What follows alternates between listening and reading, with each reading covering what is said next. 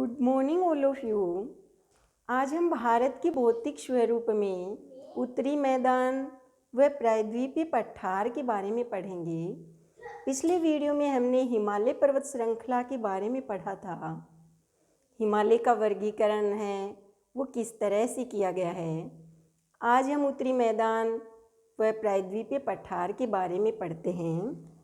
सबसे पहले देखिए, पिछले वीडियो में हमने हिमालय पर्वत श्रृंखला में पढ़ा था कि भारत के मानचित्र में ये सबसे ऊपर आता है कि हिमालय पर्वत श्रृंखला है, उसको 4 भागों में हमने इसका वर्गीकरण किया था। सबसे ऊपर ट्रांस हिमालय, उसके बाद मध्य हिमालय, उसके बाद निम्न हिमालय, उसके बाद में शिवालिक हिमालय। अब हम देखते हैं कि उत्तरी मैदान है उनका निर्माण किस तरह से किया गया। तो अब ये जो शिवालिक श्रेणी है, यहाँ से नदियाँ हैं वो बहकर आती है और अपने साथ कंकड़ पत्थर मिट्टी लेकर आती है और उससे उसका निक्षेप करती है, उसको जमा करती है, जिसके फलस्वरूप उत्तरी मैदान का निर्माण होता है। कि उत्तरी मैदान का निर्माण है वो 3 प्रमुख नदियों द्वारा किया गया है, सिंधु, गंगा व ब्रह्मपुत्र, और इनकी सहायक नदियों के द्वारा उत्तरी मैदान का निर्माण किया गया। कि शिवालिक श्रेणी से ये तीनों नदियाँ और इनकी सहायक नदियाँ हैं वो अपने साथ मिट्टी पत्थर कंकड़ ये बहाकर लाती है और फिर इनका निक्षेप करती है, जिसके फलस्वरूप उत्तरी मैदान का निर्माण होता है। अब हम देखते हैं कि उत्तरी मैदान के 3 मुख्य उपवर्ग हैं। पहला है पंजाब का मैदान। पंजाब के मैदान का निर्माण सिंधु और उसकी सहायक नदियां हैं झेलम, चिनाब, रावी, व्यास, सतलज, इनके द्वारा किया गया है और इसका अधिकांश क्षेत्र है पंजाब के मैदान का वो पाकिस्तान में स्थित है। दूसरा गंगा का मैदान है।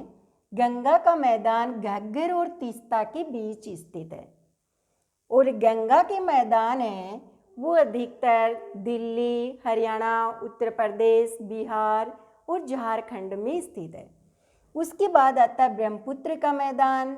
ब्रह्मपुत्र का मैदान है वो पूर्वोत्तर भारत में अधिकतर असम में स्थित है। अब हम देखते हैं धरातलीय स्वरूप के आधार पर उत्तरी मैदानों का वर्गीकरण। कि उत्तरी मैदान का वर्गीकरण है वो धरातल की आकृतिक भिन्नता के आधार पर किया गया है और इसको 4 भागों में बांटा है। इसकी आकृतिक भिन्नता के आधार पर इसे 4 भागों में बांटा गया है। सबसे पहला आता है भाबर। कि भाबर है ये शिवालिक की तलहटी से 8 से 16 किलोमीटर चौड़ी एक पट्टी पाई जाती है। जैसे ये शिवालिक की श्रेणी है, यहाँ से नदियाँ आती है और अपने साथ पत्थर कंकड़ मिट्टी बहाकर लाती है और उनका निक्षेप यहाँ करती है। तो यहाँ पर्याप्त मात्रा में कंकड़ पत्थर होते हैं, इसलिए यहाँ पर नदियाँ हैं वो प्रवाहित होने से रुक जाती है। कि नदी का जल है वो यहाँ एकत्र हो जाता है, यहीं पर रुक जाता है, क्योंकि यहाँ पर ज़्यादा कंकड़ पत्थर होते हैं, इसलिए नदियों का जल यहीं पर रुक जाता है। और ये 8 से 16 किलोमीटर चौड़ी पट्टी होती है जहाँ पर नदी का जल है वो रुक जाता है। कंकड़ पत्थर होने के कारण यहाँ पर किसी प्रकार की वनस्पति भी नहीं पाई जाती है और न ही जीव जंतु यहाँ पर रहते हैं। इसके बाद इस भाबर से नीचे, कि भाबर से नीचे कौन सी दिशा आ गई? दक्षिण दिशा। तो भाबर से नीचे दक्षिण दिशा में 15 से 30 किलोमीटर चौड़ी पट्टी होती है जिसको तराई क्षेत्र के नाम से जाना जाता है और यहाँ पर नदियाँ हैं वो धरातल पर पुनः प्रवाहित होना शुरू हो जाती है। कि भाबर में जहाँ नदियाँ रुक गई थी, ये यहाँ से रुकी हुई नदियाँ पुनः धरातल पर कि यहाँ का जलवायु है वो वो दलदली है, इसलिए दलदली क्षेत्र होने के कारण तराई क्षेत्र है, यहाँ पर नदियाँ हैं वो पुनः प्रवाहित होना शुरू हो जाती है। इसलिए यहाँ पर ये दलदली क्षेत्र होने के कारण यहाँ पर पर्याप्त मात्रा में वनस्पति पाई जाती है, घने वन यहाँ होते हैं और जैव विविधता भी यहाँ पर पाई जाती है। इसके बाद आता है बांगर। मैदानी भाग का उच्च भाग होता है जो पुराने जलोढ़ से निर्मित होता है और यहाँ तक बाढ़ का जल है वो नहीं पहुँच पाता है, इसलिए यह अनुपजाऊ होता है। इसके बाद आता है खादर। खादर ये नवीन जलोढ़ से निर्मित होता है। प्रतिवर्ष बाढ़ का जल यहाँ पहुँच जाता है जिससे इसका पुनर्निर्माण होता रहता है। तो ये धरातलीय स्वरूप के आधार पर उत्तरी मैदान का वर्गीकरण किया गया है कि उत्तरी मैदान को 4 भागों में बांटा गया है। सबसे ऊपर आता है भाबर, जहाँ पर कंकड़ पत्थर जमा होते हैं और नदियों का जल यहाँ पर रुक जाता है इन कंकड़ पत्थरों में। यहाँ किसी प्रकार की वनस्पति और जीव जंतु नहीं पाए जाते। दूसरा आता है तराई प्रदेश कि यहाँ नम जलवायु होने के कारण, दलदली क्षेत्र होने के कारण यहाँ पर घने वन पाए जाते हैं, जैव विविधता पाई जाती है और यहाँ पर नदियाँ हैं वो प्रवाहित होना शुरू हो जाती है। उसके बाद बांगर पुराने जलोढ़ होते हैं, अनुपजाऊ होते हैं, जहाँ तक बाढ़ का जल है वो नहीं पहुँच पाता है, उच्च भाग होते हैं ये। और खादर नवीन जलोढ़ से निर्मित होते हैं। प्रतिवर्ष बाढ़ का जल यहाँ पहुँच जाता है जिससे इनका पुनर्निर्माण होता रहता है और ये उपजाऊ होता है। अब है उत्तरी मैदान का महत्व। उत्तरी मैदान का महत्व क्या है कि ये नई मृदा है, यहाँ की मिट्टी है वो समृद्ध होती है, उपजाऊ होती है। यहाँ पर ज़्यादा से ज़्यादा उत्पादन होता है इस मिट्टी में, क्योंकि नदी है प्रतिवर्ष एक मिट्टी की नई परत है वो जमा कर देती है अपने साथ, जो भी जलोढ़ बहाकर लाती है उनसे, उनके निक्षेप से नई पट्टी का आवरण कर देती है। दूसरा है पानी की उपलब्धता कि यहाँ पर पर्याप्त मात्रा में नदियों द्वारा बहाकर लाया गया पानी होता है और अनुकूल जलवायु पाई जाती है कि यहाँ पर कृषि उत्पादन है वो ज़्यादा से ज़्यादा होता है, जलवायु भी अनुकूल होती है और सघन जनसंख्या पाई जाती है। तो ये उत्तरी मैदान का महत्व हो गया कि यहाँ की मिट्टी है वो समृद्ध होती है, उपजाऊ होती है और यहाँ पर पर्याप्त मात्रा में जल भी उपलब्ध रहता है और यहाँ की जलवायु भी अनुकूल होती है, कृषि उत्पादन भी अधिक से अधिक होता है और ये सारी चीज़ें मिलेंगी तो यहाँ पर सघन जनसंख्या भी पाई जाती है। तो सघन जनसंख्या पाई जाने का कारण भी सारा है कि यहाँ मिट्टी उपजाऊ होती है, पानी पर्याप्त मात्रा में है, जलवायु अनुकूल है, कृषि उत्पादन कार्य भी अधिक से अधिक होता है, उत्पादन है वो ज़्यादा से ज़्यादा होता है। तो ये इसका महत्व हो गया। अब हम पढ़ते हैं प्रायद्वीपीय पठार के बारे में। प्रायद्वीपीय पठार है ये मेज की आकृति वाला एक स्थलीय भाग है। ये पुराने क्रिस्टलीय आर्गनी और रूपांतरित शैलों से बना हुआ होता है और ये पृथ्वी की सतह का प्राचीनतम भाग है। कि पृथ्वी की सतह का प्राचीनतम भाग है वो कौन सा है? प्रायद्वीपीय पठार है। किस तरह से है कि पहले संपूर्ण पृथ्वी है वो एक ही महाद्वीप था, पेंजिया। पेंजिया महाद्वीप ही था। कालांतर में क्या हुआ कि इसका विघटन हुआ और विघटन होने से ये 2 भागों में बट गया।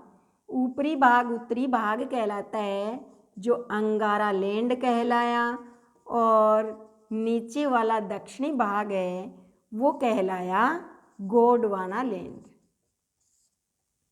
अब क्या होता है कि इस गोंडवाना लैंड में दक्षिण अमेरिका है, अफ्रीका है, ऑस्ट्रेलिया है, भारत है, ये सारे इसी से सटे हुए थे। अब अफ्रीका में गोंडवाना लैंड का विघटन हुआ, जिसके फलस्वरूप प्रायद्वीपीय पठार का निर्माण होता है। कि अफ्रीका महाद्वीप, इससे अफ्रीका से ही सटा हुआ था भारत भी, और ये गोंडवाना लैंड का कुछ भाग है वो भारत में चला गया और प्रायद्वीपीय पठार है उसका निर्माण होता है। तो ये है गोंडवाना भूमि के टूटने से, इसके अपवाह से प्रायद्वीपीय पठार का निर्माण होता है। तो प्रायद्वीपीय पठार का निर्माण है वो किससे हुआ है? गोंडवाना लैंड से हुआ है।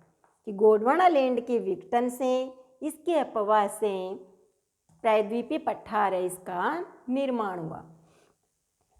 अब हम देखते हैं कि प्रायद्वीपीय पठार है इसके दो मुख्य भाग है।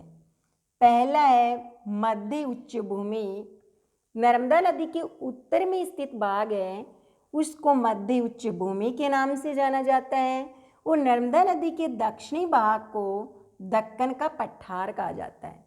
तो प्रायद्वीपीय पठार के दो मुख्य भाग हो गए, मध्य उच्च भूमि और दक्कन का पठार, और इनका सीमांकन निर्धारण है वो करती है नर्मदा नदी। कि नर्मदा नदी के उत्तरी भाग को मध्य उच्च भूमि और दक्षिणी भाग को दक्कन का पठार कहते हैं। जैसे मानचित्र की सहायता से देखते हैं कि प्रायद्वीपीय पठार है अपना, इधर ये देखिए नर्मदा नदी है, तो नर्मदा नदी के ऊपर वाला जो भाग है ये नर्मदा नदी जा रही है, नर्मदा नदी के ऊपर वाला जो भाग है वो मध्य उच्च भूमि कहलाता है, और नीचे वाला भाग है वो दक्कन का पठार कहलाता है। अब इसका प्रायद्वीपीय पठार है, इसका पूर्वी विस्तार है वो कहाँ तक है? छोटा नागपुर पठार तक इसका पूर्वी विस्तार है। और इसके बाद में हम देखते हैं कि इसके आगे मेघालय में गारो खासी और जयंतिया हैं, ये पहाड़ियाँ भी स्थित हैं। इसका उत्तर पश्चिमी विस्तार है, प्रायद्वीपीय पठार का उत्तर पश्चिमी विस्तार है वो कहाँ तक है? अरावली की पहाड़ियों तक। ये इधर उत्तर हो गया, ये पश्चिम उत्तर पश्चिमी विस्तार यहाँ तक अरावली की पहाड़ियों तक है। और उत्तर पूर्वी विस्तार है वो है राजमहल की पहाड़ियाँ, जो मेघालय में गारो खासू और जयंतिया हैं यहाँ तक फैला हुआ है। और इसका उत्तरी विस्तार है वो आता है इधर, सबसे पहले मालवा का पठार आता है, उसके बाद विंध्याचल पर्वत आता है, उसके बाद सतपुड़ा पर्वत आता है। तो ये उत्तरी विस्तार हो गया। तो अब हम देखते हैं कि प्रायद्वीपीय पठार है वो भारत के मानचित्र में कहाँ से कहाँ तक है। तो इधर हम देखेंगे कि इधर उत्तर पश्चिम में अरावली श्रेणी तक फैला हुआ है, और इधर पूर्व में फैला हुआ है छोटा नागपुर के पठार तक।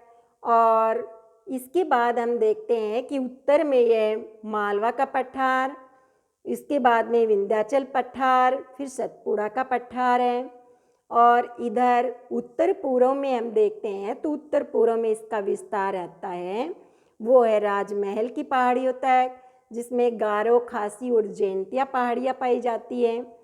तो ये इस तरह से इधर हम देखते हैं कि अरावली श्रेणी इधर से ये इसका विस्तार है, फिर इधर नीचे तक ये पाया जाता है, इधर कन्याकुमारी तक, फिर इधर जाते हैं, और इधर पूर्व में मेघालय में गारो खासो जयंतिया पहाड़ियाँ हैं, यहाँ तक इसका विस्तार पाया जाता है। तो ये जो भाग है दक्षिण वाला ये प्रायद्वीपीय पठार है। तो प्रायद्वीपीय पठार का विस्तार हमने देखा है कि प्रायद्वीपीय पठार है, इसको नर्मदा नदी है इसका सीमांकन कर रही है, इसे दो भागों में बांट रही है। उत्तर वाला भाग है वो कहलाता है मध्य उच्च भूमि, और नीचे वाला भाग है वो कहलाता है दक्कन का पठार। अब इसका सीमांकन है वो किस तरह से किया गया है कि इसके उत्तर पश्चिम में अरावली श्रेणी है, और इसके पूर्व में छोटा नागपुर पठार तक इसका विस्तार है। उसके बाद में उत्तर में मालवा का पठार है, विंध्याचल श्रेणी है, सतपुड़ा श्रेणी है, और फिर दक्कन का पठार इधर कन्याकुमारी तक ये फैला हुआ है। और इसके उत्तर पूर्व में इधर राजमहल की पहाड़ियाँ हैं, जिसमें गारो, खासी और जयंतिया पहाड़ियाँ हैं। इस तरह से इसका विस्तार किया गया है। अब हम देखते हैं कि विंध्याचल पर्वत है। विंध्याचल पर्वत है, इसके नीचे सतपुड़ा पर्वत और विंध्याचल पर्वत है। इन दोनों के मध्य से नर्मदा नदी निकलती है। अब नर्मदा नदी है वो सतपुड़ा श्रेणी के, जो सतपुड़ा पर्वत है, इसके उत्तर में नर्मदा नदी है और इसके दक्षिण में तापी नदी है। इस सतपुड़ा श्रेणी के उत्तर में, कि सतपुड़ा और विंध्य श्रेणी है, इन दोनों के बीच में नर्मदा नदी बहती है। तो सतपुड़ा श्रेणी की ये उत्तर में हो गई नर्मदा नदी, जो भ्रंश घाटी का निर्माण करती है, और सतपुड़ा श्रेणी से नीचे जो दक्षिण की तरफ है, ये तापी नदी प्रवाहित होती है, जो तापी भ्रंश घाटी का निर्माण करती है। भ्रंश घाटी किसको बोलते हैं? कि वह भूखंड जो नीचे धंस जाता है वो भ्रंश घाटी कहलाती है।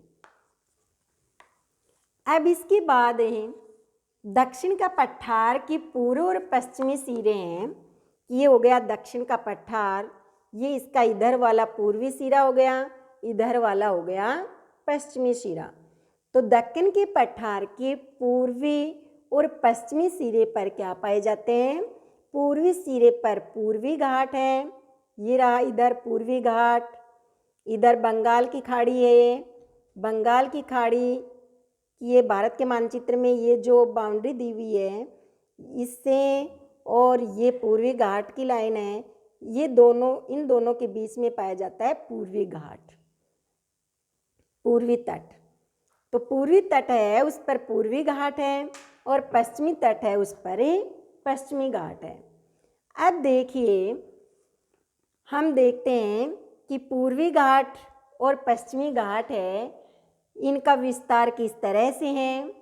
तो हम देखेंगे कि पश्चिमी घाट है वो क्या है? पश्चिमी तट के समानांतर है।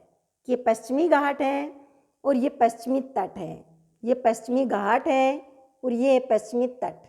तो ये इसके समानांतर है, बीच में से कटी फटी नहीं है, सतत है, ये समानांतर है, सतत है, नियमित है। और पूर्वी घाट है ये कटा फटा है, ये सतत नहीं है, नियमित नहीं है। बीच में से ये देखिए यहाँ पर ये कट गया, कृष्णा गोदावरी नदियाँ आ गई है, फिर ये यहाँ से कट गया है, यहाँ महानदी आ रही है। तो इनके कटा फटा होने का कारण क्या है? कि ये नदियाँ हैं, कृष्णा गोदावरी महानदी, ये कावेरी, ये नदियाँ इधर से बहती है और बंगाल की खाड़ी में अपना जल गिराती है, जिसके कारण ये कटा फटा है, सतत नहीं है, नियमित नहीं है।